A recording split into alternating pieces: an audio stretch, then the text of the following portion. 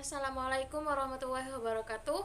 Perkenalkan, nama saya Yuliana Mahdiah Daat Arina, NIM E2019-2177, Fakultas Ekonomi dan Bisnis Islam, Prodi Ekonomi Syariah 4. Di sini saya akan menanggapi video dari Bapak Abdul Wadud Nafis selaku dosen pengampu mata kuliah Ekonomi Makro yang berjudul Ekonomi Dua Sektor atau Ekonomi Tertutup Tanpa Kebijakan Pemerintah.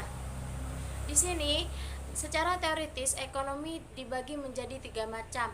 Yang pertama, ekonomi dua sektor atau ekonomi tertutup tanpa kebijakan pemerintah. Yang kedua, ekonomi 3 sektor, yakni ekonomi tertutup dengan kebijakan pemerintah. Yang terakhir ialah ekonomi 4 sektor, adalah ekonomi terbuka.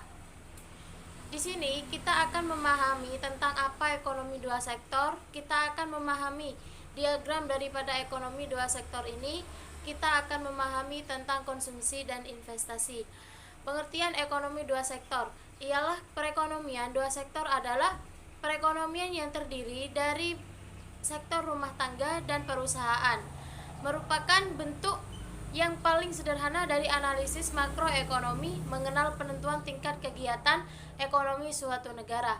Rumah tangga ialah konsumen dan perusahaan adalah produsen. Timbal baliknya konsumen adalah biaya pengeluaran produsen, upah yang diterima oleh produsen kalau menjadi tenaga kerja. Hubungan antara konsumen dengan produsen atau produsen dengan konsumen itu ada di ekonomi dua sektor. Aliran pendapatan dalam perekonomian dua sektor. Yang pertama ialah sektor perusahaan menggunakan faktor-faktor produksi yang dimiliki rumah tangga. Yang kedua, sebagian besar pendapatan yang diterima rumah tangga akan digunakan untuk konsumsi, yaitu membeli barang dan jasa yang dihasilkan oleh sektor perusahaan. Yang ketiga ialah sisa pendapatan rumah tangga yang tidak digunakan untuk konsumsi dan ditabung dalam institusi-institusi keuangan. Yang keempat ialah pengusaha yang ingin melakukan investasi akan meminjam tabungan rumah tangga yang dikumpulkan oleh institusi-institusi keuangan.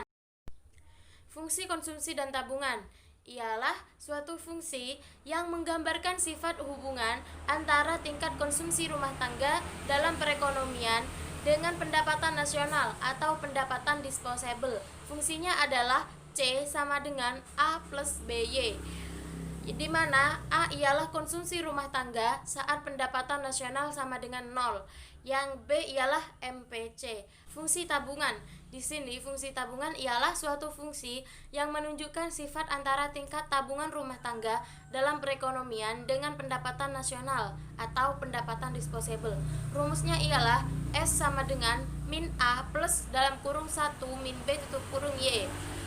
Investasi dan fungsi investasi. Investasi sering dikenal dengan nama penanaman modal. Investasi merupakan komponen kedua yang menentukan pengeluaran agregat.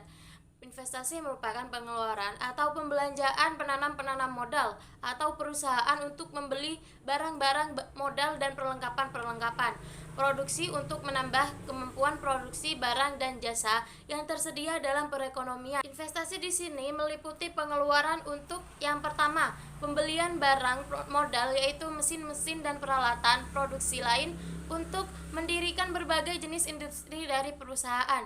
Yang kedua ialah pengganti barang-barang modal yang telah diapresiasikan. Yang ketiga ialah pengeluaran untuk bangunan kantor, pabrik, dan lain-lain. Yang keempat, pertambahan nilai stok barang-barang yang belum terjual. Faktor penentu investasi. Yang pertama ialah tingkat keuntungan yang diramalkan akan diperoleh. Yang kedua, suku bunga. Yang ketiga, ramalan mengenai keadaan ekonomi di masa depan.